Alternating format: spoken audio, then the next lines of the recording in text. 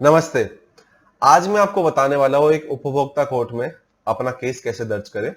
This video has also been made in English and if you wish to view this video in English you may go down in the description box below and click on the link provided. एक उपभोक्ता court में अपना case दर्ज करने के लिए आपको सबसे पहले एक उपभोक्ता होना पड़ता है जो कि उपभोक्ता संरक्षण नियम है उसके अंदर डिफाइन किया गया है। सेक्शन 2(1)(d) के अनुसार उपभोक्ता एक वह व्यक्ति है जो किसी सामान को खरीदता है या किसी सेवा को खरीदता है किसी प्रतिफल के लिए, जो सामान या सेवा वो अपने खुद के स्वयं के इस्तेमाल के लिए खरीद रहा है या अपना रोजगार कमाने के लिए। अब सामान क्या हो सकता है? सामान जैसे कि ये कैमरा जिससे मैं रिकॉर्ड कर रहा हूं या ये लैपटॉप जो मैं इस्तेमाल कर रहा हूं। सेवा क्या है? सेवा वह चीज है जैसे मैं डॉक्टर का किसी का कंसल्टेशन ले रहा हूं या कोई ऑपरेशन कर रहा है मेरा डॉक्टर या किसी सीए का या कोई ऑनलाइन में सेवा अगर किसी पैसे के लिए प्रतिफल के लिए अगर मैं ले रहा हूं। जरूरी बात यह है कि वह सेवा और जो सामान है जो मैं ले रहा हूं वह फ्री नहीं होना चाहिए और वो प्रतिफल के लिए होना चाहिए, यानी कि कोई लेन देन होना चाहिए या मुझे कोई उसको पैसा की भुगतान होना चाहिए या कुछ होना चाहिए। यह जो प्रतिफल है ये पूरा ऐसा हो सकता है कि जिससे पूरा पैसा मैंने एक साथ ही दिया हुआ हो या मैंने कुछ वायदा किया हुआ हो कि आधा मैं अभी दे रहा हूं अभी आधा बाद में दूंगा, या मैंने पूरा ही उसको वायदा किया हुआ हो। तो ऐसे के अंदर भी आप एक उपभोक्ता कहलाएंगे। अब मान लीजिए मैंने एक कैमरा खरीदा है और वह कैमरा मैं अपने मित्र को या मैं अपने किसी रिश्तेदार को देता हूं और उस समय में मुझे कोई उसके अंदर डिफेक्ट दिखता है, मुझे कोई खराबी दिखती है उस कैमरा के अंदर जो कि एक मैन्युफैक्चरिंग डिफेक्ट के नाते उसको बोला जा सकता है। तो क्या वह मेरा मित्र या क्या वो मेरा रिश्तेदार भी एक उपभोक्ता कहलाएगा इस कानून के अंतर्गत? जी हाँ, वह मेरा मित्र या रिश्तेदार भी एक उपभोक्ता कहलाएगा और सेक्शन 2(1)(d) के अंडर वो भी एक उपभोक्ता होगा और वो भी उपभोक्ता कोर्ट के अंदर अपना केस फाइल कर सकता है। देखने वाली बात यह है कि जो मैं सामान खरीद रहा हूं या सेवा में ले रहा हूं उसको सिर्फ अपने ही इस्तेमाल के लिए होना चाहिए, और अगर मैं उसको अपने रोजगार के लिए ले रहा हूं तो वो मेरे खुद के सेल्फ एम्प्लॉयमेंट से होना चाहिए, ना कि वो किसी कमर्शियल एक्टिविटी के लिए होना चाहिए। इसमें अभी हम डिफरेंस कैसे देखेंगे कि मान लीजिए मैंने एक कैमरा लिया है और मैं फोटोग्राफर हो सकता हूं और मैं अपना जो रोजगार है जो अपना जीवन है अपने कमाने रोजी रोटी कमाने के लिए मैं वो कैमरा का इस्तेमाल कर सकता हूं। लेकिन ऐसा ना हो कि मैं 100 कैमरा खरीद रहा हूं और मैं कैमरा के अंदर ही डील कर रहा हूं, कैमरा की लेन देन में, कैमरा के बेचने में, खरीदने में डील कर रहा हूं, तभी मैं एक उपभोक्ता नहीं कहलाऊंगा। अभी हमारे देखने वाली बात यह है कि हम एक जो उपभोक्ता कोर्ट है उसके अंदर हम क्यों जाए। तो उपभोक्ता कोर्ट जो है वो सिविल कोर्ट से ज्यादा फास्ट होती है, उसमें ज्यादा जल्दी आपको न्याय मिलने के चांसेस होते हैं। उपभोक्ता कोर्ट के पास जो पावर है वो सिविल कोर्ट से ज्यादा है, कंपनसेशन और इंटरेस्ट जो होता है उसके अगर हम देखा जाए उसके लिए तो ये है कि उपभोक्ता जो है वो जन कल्याण का एक कानून है जो सभी लोगों के लिए भलाई के लिए बनाया गया है। तो इसलिए हम ये मान सकते हैं कि जो एक आम नागरिक है, जो एक उपभोक्ता है, जो ग्राहक है, उसका उसके भलाई के लिए कानून है और थोड़ी ज्यादा उसको जो उसकी दिक्कत है समझी जाएंगी इस कोर्टों के अंदर। साथ ही में जो प्रोसीजर जो है, जो तौर तरीका जो है कोर्ट में केस लड़ने का वो बहुत आसान है और आपको हर समय एक वकील करने की भी जरूरत नहीं पड़ सकती है, आप अपना खुद का केस अपने आप ही लड़ सकते हैं। उसी के साथ में जो कोर्ट फी जो देनी होती है वो बहुत ही कम होती है सिविल कोर्ट के मुकाबले में। जैसे अगर आपका डिस्ट्रिक्ट कोर्ट के अंदर केस हो जिसकी जो है आपका वैल्यू जो है केस का 20 लाख से कम होना चाहिए, तो उसमें आप एक एवरेज अगर आप देखा जाए तो 400 से 500 रुपए के आसपास का आपको कोर्ट फी पे करना पड़ेगा, आपको देना पड़ेगा कोर्ट के अंदर। और अगर आपका एक स्टेट कमीशन में केस आप दर्ज करने जा रहे हैं जिसका मतलब 20 लाख से 1 करोड़ के बीच में आप अपने केस का वैल्यूएशन करते हैं अगर आप, तो आपका लगभग 2000 से 4000 रुपए लगेगा। और अगर आप अपने नेशनल कमीशन में जाते हैं जो दिल्ली के अंदर है और आपका केस का वैल्यू जो है 1 करोड़ के ऊपर बनता है, जो आपने गुड्स लिए जो कंपनसेशन मांग रहे हैं वो 1 करोड़ के ऊपर है, तो आपका जो एक कोर्ट फी लगेगी, जो आपको कोर्ट को फी देनी है वो 5000 की लगेगी। अब हमें यह देखना है कि एक उपभोक्ता न्याय केंद्र को, जो कंज्यूमर कोर्ट जिसे कहते हैं, उसको कौन अप्रोच कर सकता है। हमने एक उपभोक्ता की डेफिनेशन तो देख ली है, अभी एक कंप्लेनेंट जो सेक्शन 2(1)(b) के अंदर डिफाइन किया गया है उसकी एक डेफिनेशन देखते हैं। तो सबसे पहले जो कंप्लेनेंट हो सकता है वो एक उपभोक्ता होता है जिसे हम कंज्यूमर भी कहते हैं। नंबर 2 का है जो एक एसोसिएशन बनी गई है कंज्यूमर्स के लिए, एक जो वॉलंटरी एक एनजीओ टाइप से जो है, जो कंज्यूमर्स के, जो उपभोक्ता के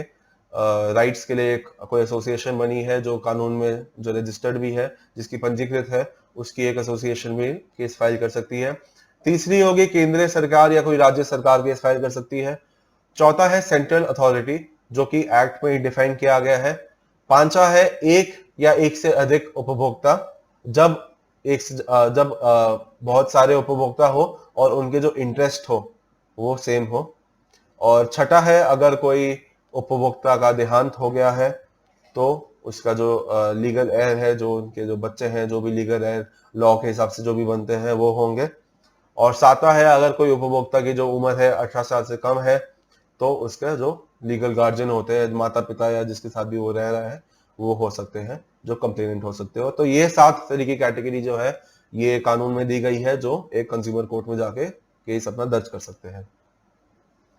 अभी हमें सबसे पहले ये देखना है कि ये कंज्यूमर कंप्लेंट को फाइल कैसे किया जाए। तो एक कंज्यूमर कंप्लेंट फाइल करने के लिए सबसे पहले हमें देखना है कि उसके जो हमारा जो कंप्लेंट है उसकी वैल्यू क्या बैठ पा रही है, हम कितने रुपए में उसको उसकी वैल्यूएशन लगा सकते हैं। तो जैसे मान लीजिए मैंने 10,000 रुपए का एक फोन खरीदा है, तो और मैं उस पर 5,000 कुछ खराबी होगी उसके अंदर और मैं 5,000 रुपए का उस पर कंपनसेशन मांगता हूँ, तो जो मेरा केस की वैल्यूएशन जो होगी 15,000 रुपए होगी। और मैं 1986 एक्ट के हिसाब से मैं डिस्ट्रिक्ट फोरम में जाऊंगा। उसी हिसाब से मुझे अपने केस का वैल्यूएशन देखना है, कितने का मैंने घर लिया, कितने की मैंने सेवा ली है, कितने का मुझे नुकसान हुआ है और अपना कंपनसेशन कितना मांगता हूँ। उस हिसाब से सबसे पहले मुझे देखना है कौन से कोर्ट में जाएंगे। हमने पहले, जैसा कि आपको ध्यान है, हमने देख लिया है कि डिस्ट्रिक्ट कोर्ट की जो जुरिस्डिक्शन है 20 लाख तक के है। 20 लाख से 1 करोड़ है स्टेट कमीशन की जुरिस्डिक्शन और 1 करोड़ के ऊपर है नेशनल कमीशन की जुरिस्डिक्शन। तो हमने ये देख लिया। 2019 में एक नया कंज्यूमर प्रोटेक्शन एक्ट जो है, उपभोक्ता संरक्षण कानून जो है, 2019 के अंदर भी एक नया पार्लियामेंट ने पास किया हुआ है, जो अभी तक लागू नहीं हुआ है। तो जो भी मेरे व्यूअर्स है जो 2019 जो 2020 अप्रैल के बाद में जब भी ये कानून जब भी लागू होता है उसके बाद में अगर ये वीडियो देख रहे हैं, तो उनके लिए मैं बता देता हूँ कि 1 करोड़ तक जो वैल्यू है किसी केस की, वो डिस्ट्रिक्ट फोरम होगी। अगर 1 करोड़ से 10 करोड़ के बीच में है कोई केस की वैल्यू तो उसकी स्टेट कमीशन में होगी। और 10 करोड़ से अधिक जो भी केस की वैल्यू है वो नेशनल कमीशन में जाएंगे। इसके जो वैल्यूएशन का जो एक तरीका है उसमें एक बदलाव आया है 2019 के कानून के अंदर, कि पिछले वाले कानून के अंदर आपको ये देखना था कि आपका जो केस का जो जो आपने सेवा ली है या जो सामान लिया है उसकी टोटल वैल्यू क्या है, चाहे आपने उसका पूरा भुगतान किया है या नहीं किया है। मान लीजिए जैसे मैंने 1 करोड़ का मकान लिया है और अभी मैंने उसमें से 5 लाख रुपए दिए हैं, उसके बावजूद जो मेरे केस की वैल्यू बनेगी वो 1 करोड़ की बनेगी। लेकिन 2019 के कानून के अंदर अगर मैंने 1 करोड़ का मकान खरीदने के लिए गया हूं मैं और उससे मेरे से 5 लाख रुपए पे किए हैं, तो मेरे से 5 लाख रुपए की वैल्यूएशन बनेगी और उस हिसाब से मैं अपने कोर्ट को डिसाइड करूंगा कौन से कोर्ट को पास उसका पावर रहेगा और जुरिस्डिक्शन रहेगा मेरा केस सुनने का। इसी के साथ में आगे देखते हैं हम स्टेप 3 के अंदर आप जाएंगे और एक अपनी जो कंज्यूमर कंप्लेंट है उसको लिखित रूप में एक ड्राफ्ट कर लेंगे, जिसके अंदर आपने सारे फैक्ट्स, जो भी फैक्ट्स है और जो भी आपके साथ हुआ है, जो भी व्यथित हुआ है, जैसे भी सारी जो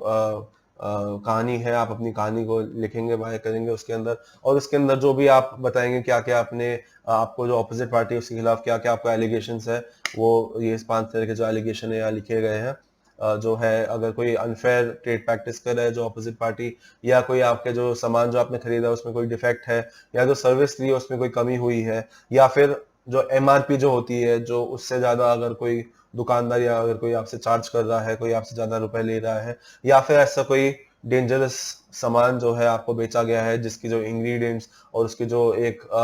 सेफ्टी का जो तरीका होता है वो नहीं लिखा गया उसके अंदर। चौथा है कि आप जितने भी आपके केस से संबंधित जितने भी आपके पास कागजात है और जितने भी आपके पास उसके बिल है, रसीदें हैं, जो कुछ भी है, आपकी पेपर जो है उसके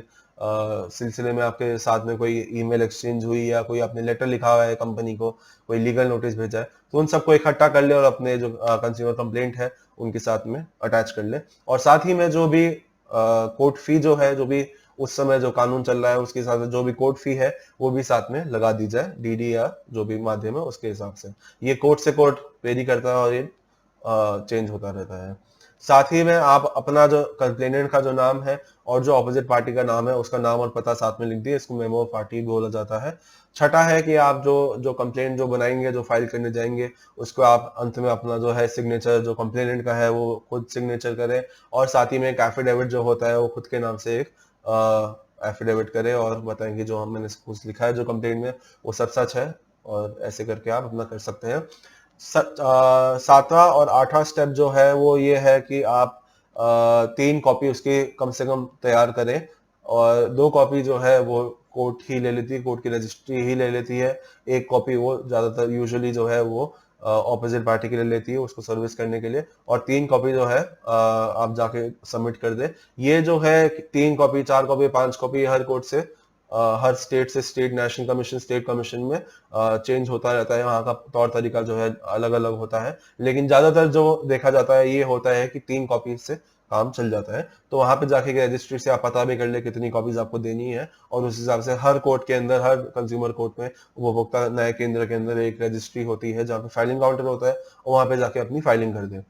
इसी के साथ में हम आगे देखेंगे कि अगर आपने अपना जो है कंज्यूमर कंप्लेंट जो है आपने अपना फाइल कर दिया है तो उसमें क्या होगा। तो सबसे पहले उसके अंदर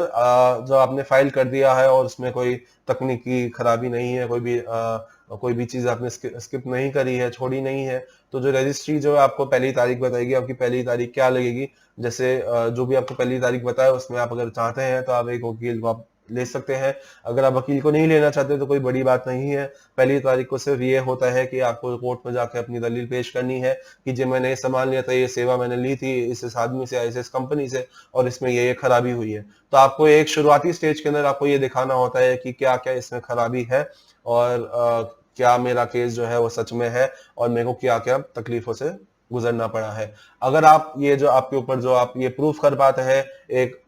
इनिशियल स्टेज में, शुरुआत की स्टेज में अगर आप ये प्रूफ कर पाते हैं, और अगर कोर्ट को लगता है कि जी हाँ आपके केस में कोई दम है, तो वो जो ऑपोजिट पार्टी है उसको नोटिस कर सकती है, उसको कोर्ट में बुलाएगी और उसको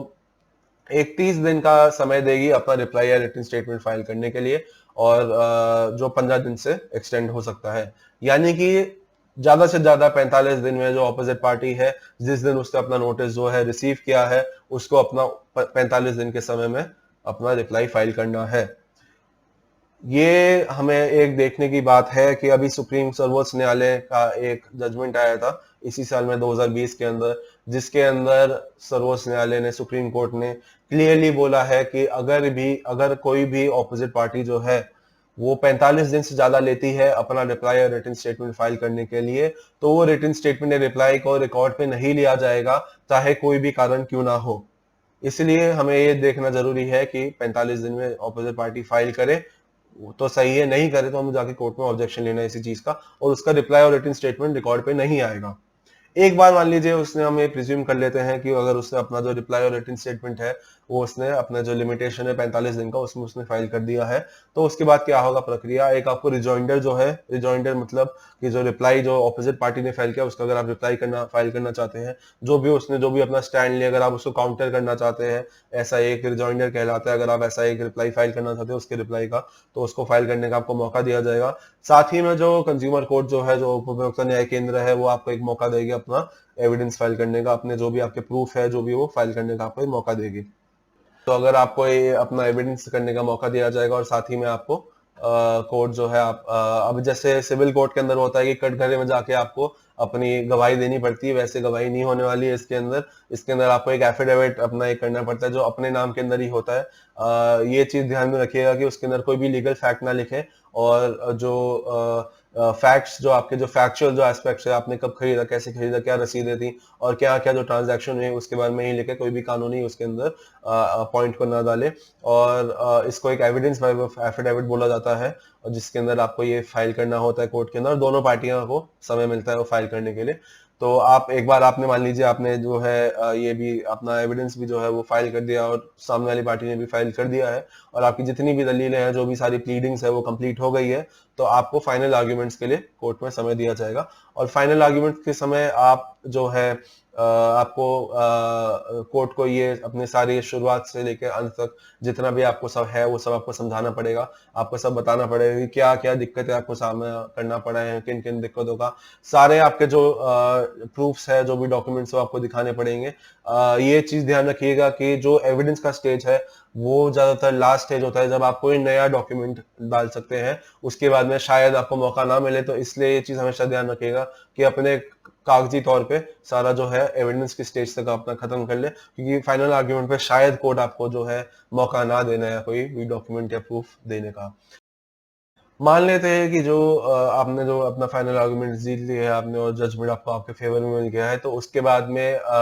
3 महीने का टाइम पीरियड दी गया है जो ऑपोजिट पार्टी है उसको आपको पैसा कंपनसेशन रिफंड देने का, जो भी आपका जजमेंट हुआ है और उसने 3 महीनों में नहीं दे पाया, वो सक्षम नहीं है देने का और उसने जजमेंट में भी डिफॉल्ट कर दिया है, तो आपके पास क्या अभी रिलीफ है, क्या आप अपील फाइल करेंगे, क्या करेंगे आप? तो एक सेक्शन 25 और 27 में एक एग्जीक्यूशन एप्लीकेशन हो सकती है, जो आप एग्जीक्यूशन एप्लीकेशन कंज्यूमर कोर्ट में जाके फाइल कर सकते हैं, जिसमें कंज्यूमर कोर्ट को बहुत ज्यादा एम्पल और वाइड पावर दी गई है, जिसमें एक क्रिमिनल प्रोसीजर कोर्ट जो है उसके एक judicial magistrate of first class की पावर है, जिसमें वो 1 महीने से लेकर 3 साल तक की सजा दे सकता है, जेल की सजा दे सकता है ऑपोजिट पार्टी को, और साथ ही में 2,000 से लेकर 10,000 रुपए तक उसको एक फाइन भी लगा सकता है। इसके साथ साथ वो उसकी कोई प्रॉपर्टी वगैरह भी अटैच कर सकते हैं, जिससे कि आपको जो आपका जो पैसा है, जो राशि है, वो आपको मिल जाए और आपको जो जजमेंट है वो फॉलो करे ऑपोजिट पार्टी। इसी के साथ में एक और जो पॉइंट है जो बहुत ही इंपॉर्टेंट है कंज्यूमर केस लड़ते समय, ये है कि आपको 2 साल के अंतर आपको अंदर फ्रॉम कॉज ऑफ एक्शन जो है आपको अपना एक केस फाइल करना होता है। कॉज ऑफ एक्शन का मतलब क्या है कि जिस भी तारीख को लास्ट आपका केस की जो ट्रांजैक्शन हुई वो हुई थी, मान लीजिए आपने लास्ट किसी डेट को आपने पैसा दिया हो, कोई लेटर एक्सचेंज हुआ हो, या उसने कोई प्रॉमिस किया हो कि जी इस तारीख तक आपको मिल जाएगा, जिस दिन को उसने डिफॉल्ट किया, मान लीजिए उसने फ्लैट बोला था कि 2010 तक दूंगा, लेकिन उसने 2010 को नहीं दिया, उस दिन से डिले स्टार्ट हुआ, तो उस दिन से आपका कॉज ऑफ एक्शन गिना जाएगा और 2 साल का जो लिमिटेशन पीरियड है आपका माना जाएगा। हालांकि सेक्शन 24A के अंतर्गत आपको एक कॉन्डोनेशन, एक आपको छूट दी गई है कि अगर मान लीजिए किसी कारण से आप कोर्ट में नहीं आ पाए 2 साल के बावजूद, के आगे भी जो पीरियड है वो भी आपको कंडोन कर सकती है कंज्यूमर कोर्ट। लेकिन मेरी आपसे यही राय रहेगी कि आप जो है कोशिश करें कि 2 साल के अंदर का जो बहुत बड़ा पीरियड है 2 साल का, उसके अंदर आप एक करें। उसी के साथ में मेरा आपसे ये भी सुझाव रहेगा कि आप एक केस फाइल करने से पहले कोशिश करें कि एक लीगल नोटिस एक किसी वकील के थ्रू आप लीगल नोटिस एक भेज दें ऑपोजिट पार्टी को, तो उससे ये होगा कि ज्यादातर जो केसेस होते हैं वो लीगल नोटिस के स्टेज पे ही रिजॉल्व हो जाते हैं, सेटल हो जाते हैं, और ऑपोजिट पार्टी भी जो है सेटलमेंट करने की कोशिश करती है कि उसका भी खर्चा होगा और आपका भी खर्चा होगा अगर कोर्ट जाएंगे, और वैसे भी अगर आपका केस स्ट्रांग है तो ऑपोजिट पार्टी हारेगी ही हारेगी केस के अंदर। तो इसलिए हमेशा एक कोशिश रहनी चाहिए कि एक लीगल नोटिस दे दे और 30 से 60 दिन के का वेट करें उनके सामने से रिप्लाई आने का। अगर रिप्लाई नहीं आता या कोई फोन कॉल नहीं आता है आपको सेटल करने के लिए मैटर, तो आप तब जाके कंज्यूमर कोर्ट में अपना केस फाइल कर सकते हैं। जी हाँ, बस यही वीडियो है, और आप आशा करता हूँ कि आप जो है ये केस अपना फाइल करेंगे और जीतेंगे। और नमस्ते, जय हिंद, वंदे मातरम।